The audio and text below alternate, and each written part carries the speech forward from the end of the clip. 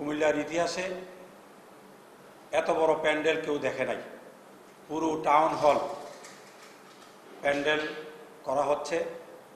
ইনশাল্লাহ আমরা আশা করছি লক্ষাধিক নেতাকর্মীর সমাবেশ হবে। মানুষ নেতাকর্মীরা অনেক আনন্দিত।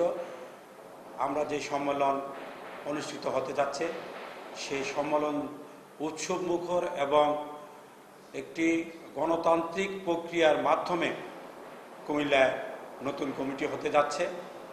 কুমিল্লার মানুষ অপেক্ষায় আছে এবং যে কমিটি গঠিত হবে এই কমিটির মাধ্যমে আগামী জাতীয় সংসদ নির্বাচন, কুমিল্লার 7টি আসন ইনশাল্লাহ আমরা জেলা কমিটি বিএনপিকে ইনশাল্লাহ উপহার দেব, এই আশা আমরা আমরা